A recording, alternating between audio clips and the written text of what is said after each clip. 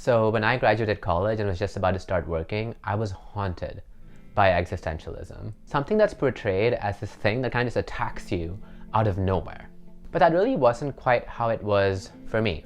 Existentialism for me was something that was kind of haunting me at the back of my mind for a very long time, and more as I got closer and closer to graduating. I felt like I was being pushed into this corner by the question, what am I gonna do with my life? Though I saw the question coming, I kind of tried my best to dismiss it because I was just following a path that many others had followed before as well. And so I just thought, a lot of people have treaded this path before, my peers have, people older than me have, and it doesn't look like they have any problem. They seem particularly unbothered. So I'm probably just overthinking this, right? I mean, I have a tendency to ask big questions and sometimes get worried about it. So this is probably just a lot of overthinking, isn't it? No, I was so incredibly wrong. My existentialism, which ended up becoming a full existential crisis, didn't go anywhere. It only kept becoming stronger. And so soon after I graduated from college, I began this desperate scramble for every nonfiction book I could find that talked about humanity, society, people, culture, exchange, meaning, life, personal psychology, all of that stuff. And I mostly delved into these books because when I would ask people questions about my existentialism and what they find purposeful, their answers were just very unsatisfying. It was mostly along the lines of, yeah, it just is what it is. I mean, you don't have to think so much and so hard about it, to be honest. I mean, you graduated from a really good school, you have really good friends, you have amazing colleagues, you get paid well, you can bring food to the table, you're funding yourself, you have your own house kind of, like you're able to rent a cool apartment. So, I don't know, just don't stress about it so much. It's fine, you're great, you're doing well. When I searched online, I would just encounter some really clickbaity and fluffy articles that weren't really getting me anywhere. And then scrolling through the comments of those articles, you would almost be guaranteed to encounter that weird, stodgy, jaded person in the comments who says things along the lines of oh my god, these millennials are so entitled for wanting a reason for being. In my day, I would just be satisfied working a full-time job and then bringing bread to the table and serving my family. And that's it. That was enough. Why do they feel like they need purpose? Arr. Okay, I don't know if the person actually growled, but I could imagine them doing that. Alright, so while people I spoke to didn't necessarily give me an answer that was particularly satisfying to me or really answered my question, and articles online didn't really help too much either, and as one would imagine, even that oddly aggressive and rambunctious comment didn't really help, the non-fiction books I read did. Somehow, I think once I read enough books about society, people, etc., it kind of coalesced to form this kind of goop, and out of which I got some kind of perspective and clarity on my existentialism, on my existential crisis. And I kind of got a sense of direction, and since then, I've just been a much happier person, and I feel like I found meaning. So I'm sharing 3 kinds of insights I had for 2 reasons. One, just to kind of document them, put them out there, and have some really clear understanding of how I've kind of got over it for myself. And 2, if there's anybody else out there who's facing existentialism and an existential crisis, that this video will be helpful, because I know that I would have wanted to know these 3 things as a 22-year-old who had freshly graduated from college, was about to start working, and was kind of just wondering what to do with themselves. Number 1, an existential crisis is a good thing. Recognize it for what it is, work with it, and not against it. In the book We Are the Economy by Kai Romhart, Romhart says more generally about crises that crises may be very painful, but as long as they don't destroy us, they can really accelerate our development. A crisis does away with what we thought was normal. Self-images, opinions, priorities, judgments, and fundamental orientations go up in flames. We are open for the new.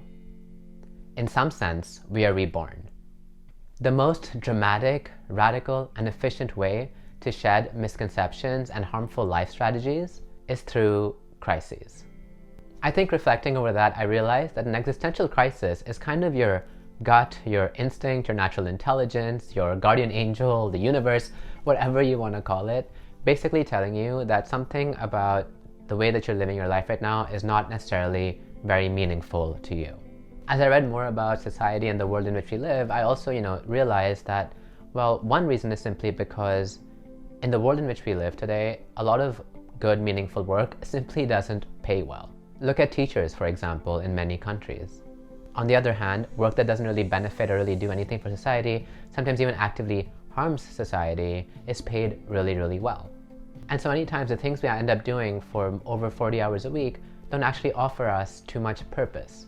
As John Galbraith, a very esteemed economist and esteemed professor at Harvard Business School, had put it in The Affluent Society, that today we don't really work to produce goods that are necessarily needed by people. We produce for economic security. And for that, we also end up working in jobs whose sole purpose is to create demands for the goods that we then sell. Things that were never really needed in the first place.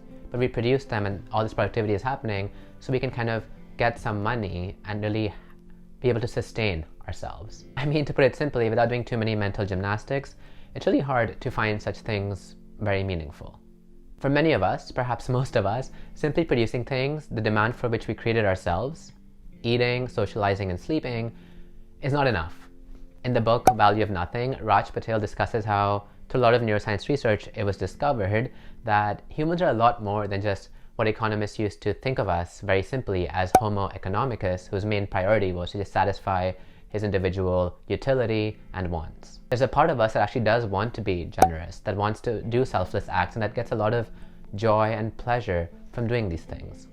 And it actually lights up a very specific part of our brain that doesn't have to do with purchasing things and accruing material wealth and stuff like that.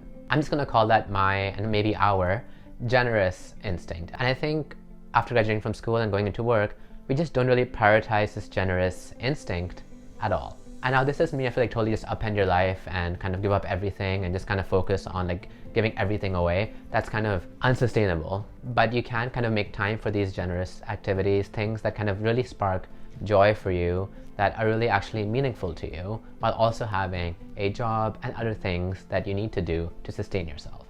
Number 2 is that there is no general meaning or grand purpose to life out there for you to find. You have to make your own meaning, and there might not be a single silver bullet. Now, if I'm remembering correctly, Robert Bellah, who was this sociologist I read extensively in college, had said that humans are meaning-making creatures. And I actually find that more fundamental than things like humans are social animals, for example. What this really means is that we just love assigning meaning to everything. If something good happens, it's because we did well, because of all this good karma or good stuff that has accumulated. If something didn't go that well, then it's probably a lesson we have to learn from the universe, and it's going to serve us well in the long term. Good and bad things happen for a reason. Well, that doesn't have to be true. And sometimes when a lot of us believe in a common kind of understanding or meaning of life, it then becomes something larger that actually puts pressure on us. Things like tradition, culture, and simply the way things are supposed to be.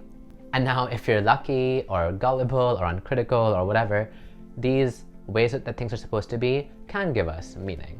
For example, dominant heteronormative culture will tell us that there's a lot of purpose and meaning in life when you are born, then you get educated, then you have a family, then you raise that family, then you retire, then you die. But there's nothing intrinsically meaningful about birth, occupation, rearing a family, and dying. I mean, you keep doing that on repeat, and then the earth one day will implode on itself, it'll be all over. I mean, why should any of this really have any meaning? Anybody familiar with the story of Sisyphus could tell you that. And this is also the common realization we see in a lot of TV shows, right? Where you basically have this man who's in his 40s or late 50s, who suddenly wakes up in the middle of the night in a cold sweat next to his wife, and his children are in their own bedrooms, and he's just wondering what he's been doing all his life other than just following a narrative imposed on him by society pretty blindly. And then in a desperate attempt to kind of get back his individuality and find some purpose of his own, he ends up following another template for what a single man would have probably done if he didn't have a family. And it's so unimaginative that he goes and buys a fancy, flashy car that doesn't really help him either. But the point is that he's lived so much of his life just following these templates that even when he is trying to find his own individuality through all of this, it's only through a very templated version of what an individual guy who is single and has money would probably do. The fact that we get to apply meaning to our lives is not something to feel any kind of despair about. The fact that life can be pretty absurd is not anything to feel sad about. I actually think that that's actually pretty awesome and gives us a lot of freedom to apply and make our own meaning and give purpose to our own lives the way that we want to. I didn't know what exactly I wanted to do, but I did know what things I found were joyful, that were fun to do, regardless of whether other people did or did not. And then what I found for myself was I had to just kind of make time for those things, you know, whether that was working out, whether that was reading a lot of nonfiction, writing, storytelling, video making. So I would just tell my 22-year-old self, like, hey, think about the things you just really enjoy doing and make time for it. And see where that takes you. And if one day those things aren't as meaningful anymore, that's fine. You can keep switching it up too. And number 3 is don't feel guilty about being existential. It may be a privileged problem to have, but it's still very much a problem. And listening to it properly and really what it's telling you can actually help you and other people. I'll never forget this comment that this one person had made when I'd kind of told them about my existential crisis that I was going through. They basically said, wow, that's such a privileged problem to have. I mean, they weren't necessarily wrong. If somebody is kind of fighting for survival every day, or working 3 jobs, or working 100 hours a week, and barely has time to breathe and just kind of spends their time making money, eating food, and then going to sleep, I mean, you might not have even the time to think about your existence at all. And I think we actually see this in a lot of productivity culture generally, is like, oftentimes people advocate that, oh, if you're feeling existential, it just means you have a lot of free time, so just occupy yourself with a lot of activity, whether or not you even like it, just for the sake of doing it. But when I heard that, the idea that being existential is privileged, not only did I just still have my existential problems as I always did, but I was also feeling pretty guilty about it. Sometimes guilt works really well to deter us from doing certain kinds of things. For example, when you know that every plastic bag we get from a grocery store is going to harm the planet irrevocably, we're really compelled to then take a reusable bag to the grocery store or a compostable bag. But if you're feeling guilty about having an existential crisis, that doesn't really solve the existential crisis at all. It just makes you feel bad about it and just adds to the problem. And related to the first point though, I mean, I actually don't think an existential crisis is something you should feel guilty about. Instead, I think it's something to even feel proud of. It's kind of your gut, your spirit, instinct, whatever, telling you that, recognizing the fact that there is something more out there that you really want to do, but you aren't quite listening to it. So you kind of maybe have to go out there, or maybe just go in here and really think about what it is that you want to do. And just start doing some things, trying some things, just making time for those things. And you'll find it kind of along the way. It doesn't have to be this one silver bullet kind of thing that just like fixes it all, but maybe small little things here and there, generous act of service, pottery, gardening, writing, new activities, those kinds of things. That all of that might combine in a way to give some kind of meaning. I think the crisis is aggressive and it's big and it's huge, but the change doesn't have to be so sudden and drastic. It can actually be pretty slow and step by step. And that's what I would really encourage me as a 22-year-old back then to think about.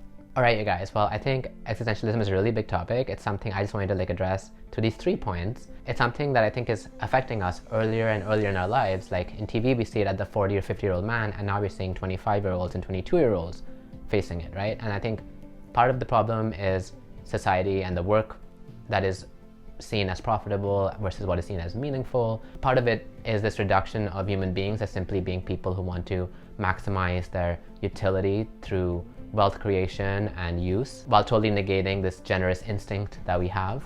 Another part of it is simply dismissing like higher and bigger questions as being maybe childish even, when they're absolutely not. I hope you got something cool out of this video. If you liked it, then like the video, give it a thumbs up. That's very encouraging for me. Subscribe to my channel if you want more of this sort of content. If you think somebody could enjoy this video, share it with them. And then I'll see you all next time.